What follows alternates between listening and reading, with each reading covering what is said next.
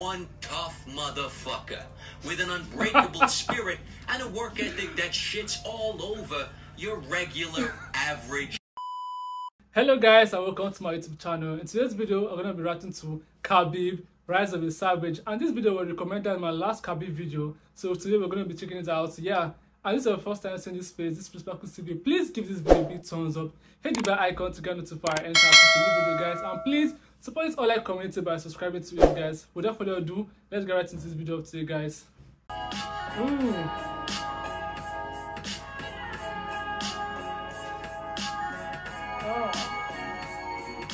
While most 10-year-olds had their lazy asses planted in front of a TV set playing World of Witchcraft or whatever, somewhere in the impoverished hills of Dagestan, a 10-year-old Khabib was out entertaining his comrades by rolling around in the dirt, grappling with a fucking bear.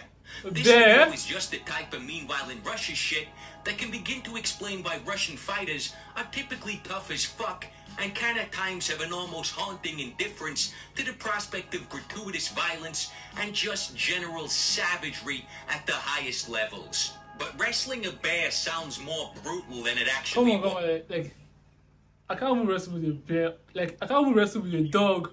Come to say a bear, and a 10-year-old is wrestling with a bear. This sounds so horrible. Like, without proof right now, like, I won't believe this. Without proof right now, I won't believe this, guys. The reality is, the bear looks all cute and cuddly, and Khabib is just playing around. To get to the root of what really makes Khabib hard as nails, there are political, economic, cultural, and geographic considerations. A good starting point, though, is the Spartan training camp in which Khabib was basically raised. While developing his skills in the disciplines of wrestling, judo, and combat sambo, Khabib lived with 15 other boys, training twice a day in an unforgiving military-style training regimen overseen by his father, Abdulmanap. Now, whenever we hear of a fighter getting trained by his father, it immediately begs the questions, who is this guy and what are his credentials? Abdulmanap began training wrestling at the age of 8 as a powerful tool for self-defense and to instill discipline. At the age of 19, he joined the army. In 1981, I joined the Russian army and participated in all sorts of sports competitions during my time there. It was a school of discipline. He then went on to study judo in one of Ukraine's top universities and fought his way onto the Ukrainian judo team. Over the next couple of years, he began collecting trophies, winning national championships in 3 separate disciplines: judo, sambo. So at this point, like, this is already a family team. You know, like, okay, this family, they're like fierce and very strong, and they have like stamina to not like quit. Cause come on, man, like, this is what his father did, and this is what he's also doing. Okay, this is the family team. Freestyle wrestling. So obviously, in his own right, Abdulmanap was not a man to be fucked with. And by combining his vast experience of high-level combat sports with the rigid structure of military life, he was the perfect man to mold young minds into a bunch of murderous fucking war machines. At the heart of Abdulmanap's training philosophy is the harsh principle of discipline or punishment. In a Russian documentary, Khabib stated, "There were a lot of punishments. I said to the father that I didn't want to study, he punished. When he explained to me with words, I didn't understand.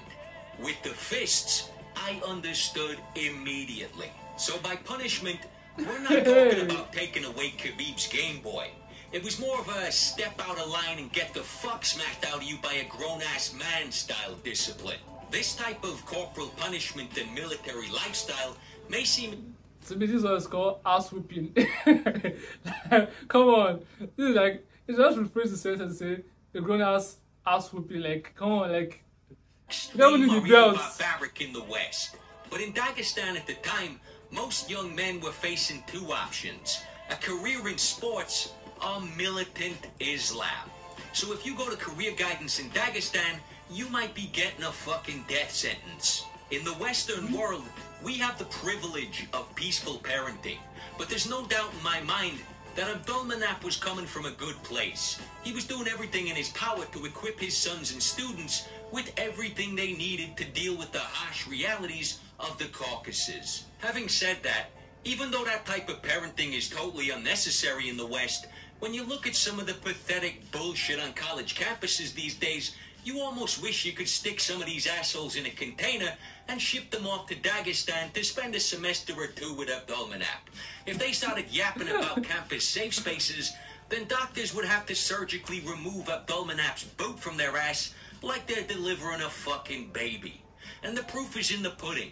Abdulmanap is regarded as the father of MMA in Dagestan. He's produced 20 Combat World Sambo champions, and at least 4 of his students have made it to the UFC. There are certain athletes whose story it's impossible to untangle from their mentor. Mike Tyson and Customato, for example. A big part of Tyson's success came from his reverence for the wisdom of his teacher and the humble acceptance that even in the face of enormous success, he was still the student. Well, Khabib very much has this reverence for Abdulmanap. It's shameful to offend a father or an elder. If you're punished, it means you deserved it. And it must be incredibly powerful when the man guiding your career and teaching you everything you know is also your primary motivation. After an emotional win over Abel Trujillo, Khabib stated, "My main motivation is my father. He invested a lot of time into me. He brought me up and made a man out of me. And his happy face after the fight is the best reward for me. I cannot let him down." Khabib has stated that his father always created the toughest conditions with the stated goal of either mentally breaking Khabib or driving him to reach that next level, constantly striving to improve. Now, say what you want about the methods, but that type of relentless striving is how you create one tough motherfucker with an unbreakable spirit and a work ethic that shits all over your regular, average, world-class fighter. To summarize that whole point, Khabib was simply bred to be a savage. It's not what he does, it's who he is. When Khabib was discussing the time he spent injured, he said the following: "It was like someone takes you and puts you in jail, like you were isolated." In other words, martial arts and violence is how Khabib relates to the world. Without it, he feels completely cut off from humanity. Every nation is a fighting nation, if you go back far enough. But in Dagestan, there's still blood on the soil. There's a brilliant article on Bloody Elbow describing the history of the region. Dagestan and the Caucasus were conquered by the Soviet Union in the 1800s in a brutal takeover that lasted almost 50 years. Since then, the region has played host to a series of attempts to establish an independent Islamic state, often centered in Dagestan. The most recent of these was in 1999, when there was a brief conflict between warring Islamic factions vying for control of the region. The whole affair lasted only 6 weeks before Russian airstrikes bombed the fuck out of their asses and brought an emphatic end to the conflict.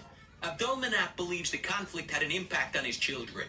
The simmering tensions and constant threat of danger in the region placed training in a very different context, namely as preparation for the potential onset of war. I believe every man must be ready for war, even in peaceful times. It is always a topic of discussion in the Caucasus. We often hear fighters say, "I'll fight anywhere. I'll fight in the street." But when Khabib says it in that calm, ice-cold, matter-of-fact monotone, you believe him. I'm sure for most fighters, the UFC is about the highest stakes they can imagine. But from the time Khabib was a child, grappling with a bear, his subconscious has likely been grappling with the prospect of a fight with far greater consequences, where it's not a matter of win bonuses and title shots, it's a matter of life and fucking death. The usual pressure and nerves associated with a fist fight must have muted significance for someone whose whole psychology has adapted to living in an area of boiling hostility between radical Islamic fundamentalists. Good luck getting in Khabib's head. The guy is ice cold. He states his intentions without any theatrics or emotion, like he's simply stating a fact. Water is wet, the sky is blue. Like, before fighting Khabib, that moment of trash talk, like, I'm going to give you like 3 takedowns and I'm going to break your jaw. And during the main fight, it's going to give you like 4 takedowns and you're going to like remove your jaw. So like, and that's what you're saying here, like I can relate to this statement you just made right now. I'm gonna fucking smash you. Can you imagine the build-up for McGregor versus Khabib? A lot was made of the confrontation heading into 205, but for me, a better summary of the two personalities were their post-fight interviews. Both were fucking glorious. Conor was his usual brash, charismatic self. Where the fuck is my other belt? $4 billion? Cheap motherfuckers. Khabib, on the other hand, was cool, concise, and supremely confident in the face of a hostile crowd. Beginning of year, he tap like chicken. End of year, he fight for title. There's only 6 million Irish. There's 150 million Russians.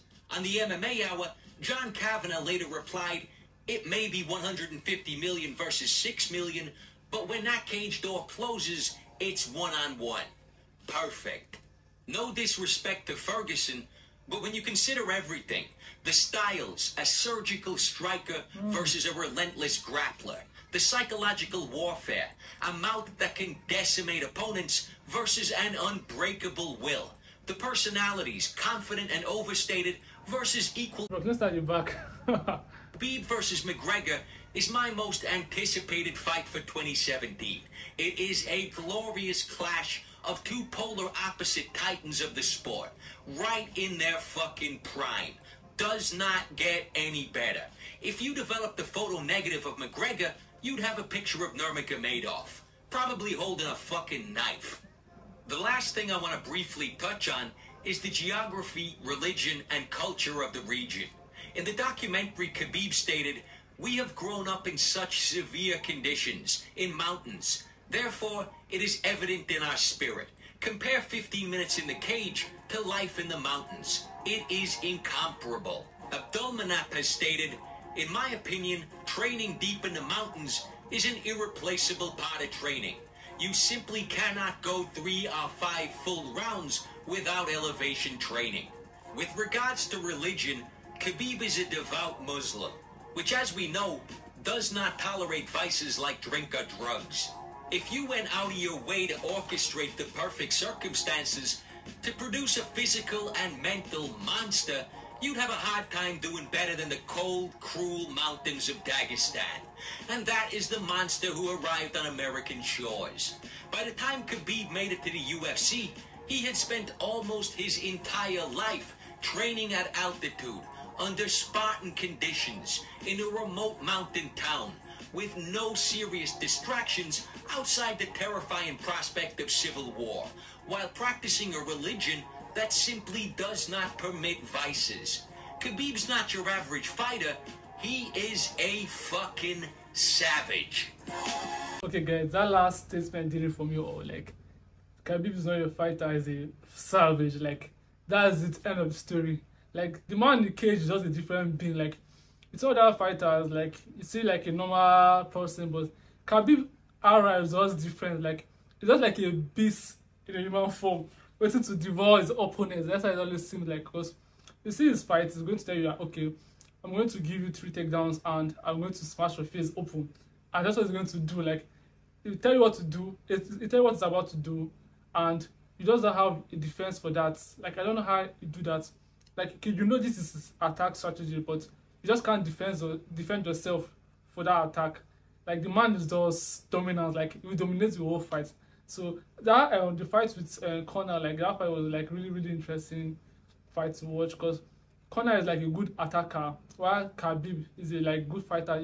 I think his strength mostly is on his takedown, but Conor could not like deliver the attack in his mind because Khabib already dominated the whole fight. Like, I have to give Khabib a big kudos for that. Like, the man is just too good, and he has a good sports sheets. Like, now I understand his whole rage, like his whole victory, because from the place he's coming from, like, it's a very hard world he's coming from, a very harsh training environment. Like, compared to the training he has received over his lifetime to how many minutes in the cage, just, like, the cage like an easy life for him, I'll put it that way. The cage like is a like resting place for him compared to his real life. That's how I put it. His real life is more tougher than the minutes he spent in his cage. So now I understand why he's so strong in the cage, guys. I really I enjoyed this video, and this video was recommended to me, so I want to like give a big thanks to the people that recommended that video to me, because I really enjoy every minute of this video, guys. And if this is your first time seeing my face, this is Sparkles TV, please give this video a big thumbs up, hit the bell icon to get notified anytime I post a new video, guys. And please support this online community and subscribing to it as well. Thank you for watching this video, and I hope to see you on my next video, guys. Bye.